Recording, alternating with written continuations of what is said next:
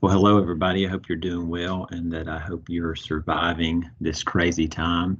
I just wanted to take a few minutes and go over some reminders, some things that I've talked about several times about being safe and secure when we're working remotely, and really wanted to focus in on email security. I know that we're all really busy right now, and you're probably like me getting flooded with information related to how people are responding to COVID-19. And because of that, of course, we're seeing a lot of activity, malicious activity, with people trying to scam organizations and using the communication method based around COVID-19.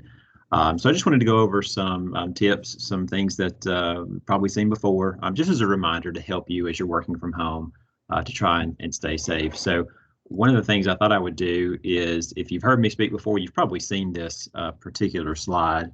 But I think it's just a great all-encompassing reference to help you identify red flags. And so just going through all of the characteristics of a potential phishing attack, if you start on the left-hand side, when you get an email, one of the things you can do is look at who that email actually came from.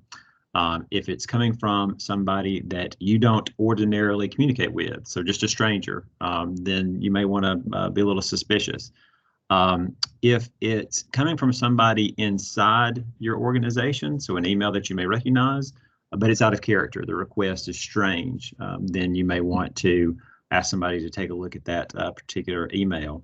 If it looks like it comes from a reputable company, but the domain itself is a little strange. So instead of Amazon.com, it may say AmazonSupportStaff.com, something that just looks a little odd.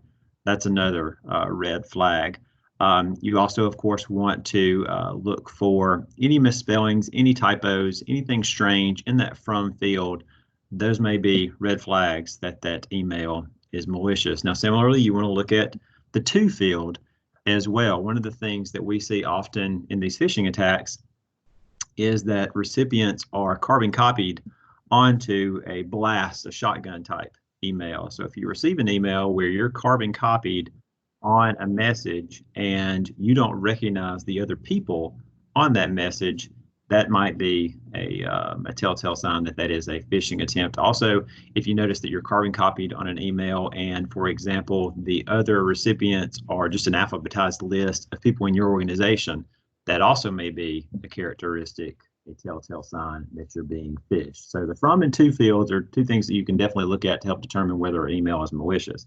Now, actually getting into the subject, or excuse me, the body of the email, hyperlinks are always something you have to watch out for. And so one of the things that you want to do if you receive an email with a hyperlink is hover over that email and see where it's actually going to send you. If the actual website, which should pop up if you hover over it, is different than what's being displayed in an email, it's a big red flag that you may be phished. One of the things that you also want to look for is if the URL has a misspelling. The sample there, if you look closely, instead of saying Bank of America, it actually says Bank of Arnerica. You want to look for things like that. That's a telltale sign that somebody is trying to phish you. Now, moving on the right-hand side of the presentation, one of the things that we also notice in these phishing attacks is that they're sent at odd times. A lot of these messages are coming from overseas. And so one of the things that you can look for is, when did I receive the email? Did I receive an email from somebody that looks like my boss or a peer, but it came at 2:30 a.m.?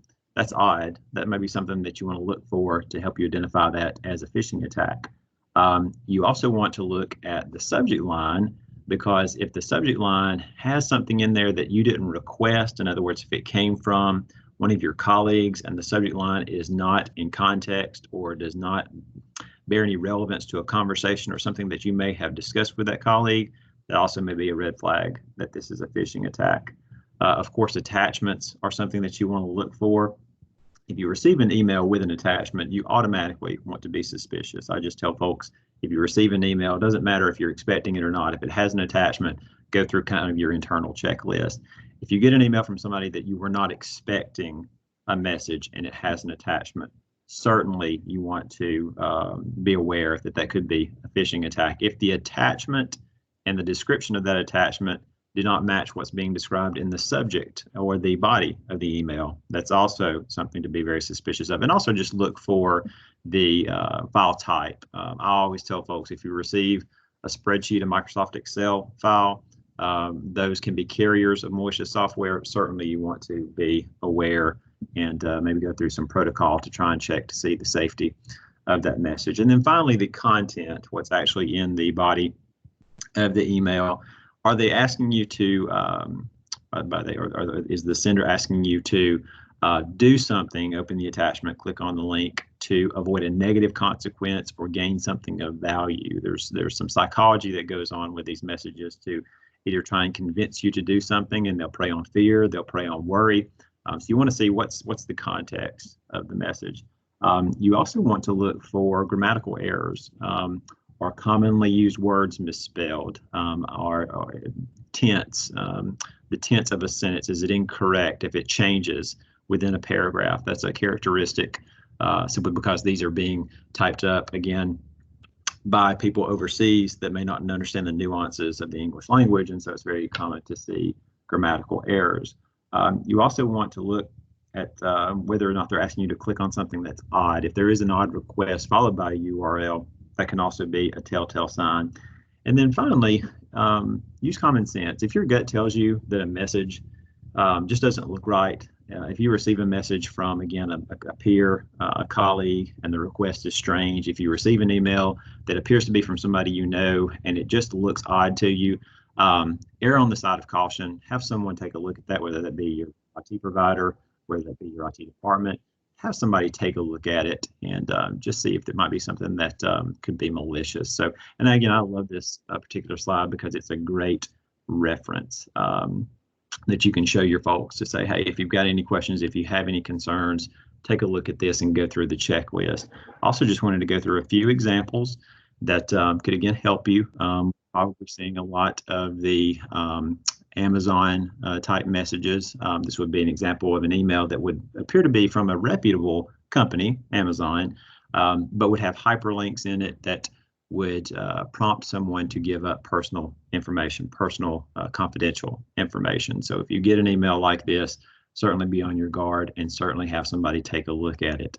One that we're probably seeing quite a bit of because people are at home and they're doing a lot of streaming, and that is the Netflix, the Amazon Prime, the Hulu type messages where the message is indicating that there's been a change or some sort of interruption in service. And you can understand why this might raise people's concern because everybody's at home streaming videos right now. So if you get an email like this, of course, if you were to click on that, you would be providing your credentials to Netflix and probably providing somebody access to the billing information in that account. So you certainly want to be aware of those. Shipping, I know a lot of folks are really trying to do as much as they can to get goods out. So if you receive an email from UPS, FedEx, the United States Postal Service, those emails are notorious for asking for personal information or having attachments that have malicious software. So you want to be very aware of those.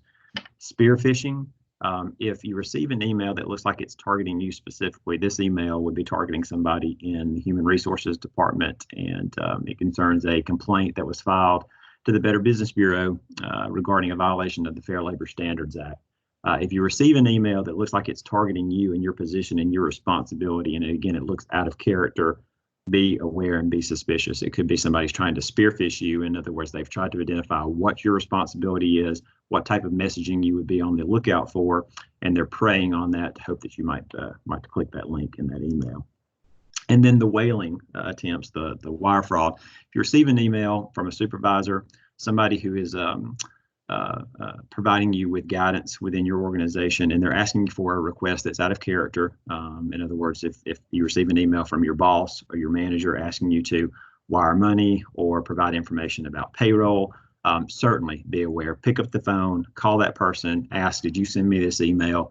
You'd rather be safe than sorry in these situations. So if you receive an email, especially a very nondescript email, you'll see that first message there is just, Michael, are you in the office, Steve? If you receive an email from somebody in your office that's nondescript, that just basically is asking a very general question, but then turns that conversation into something a little bit more than just casual talk, then of course be suspicious and ask questions. Want to make sure you know that we are here to help. We are certainly wanting to help folks as they are shifting towards a remote workforce to protect information. We're doing a lot of security awareness training.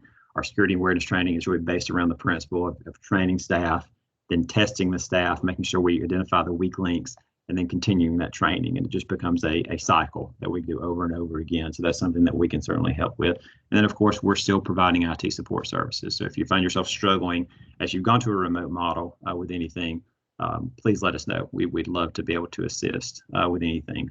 So this is my contact information. If you have any questions, please feel free to reach out. Hope you're doing well. Hope you're safe, healthy, and hope you have a great day. Thanks.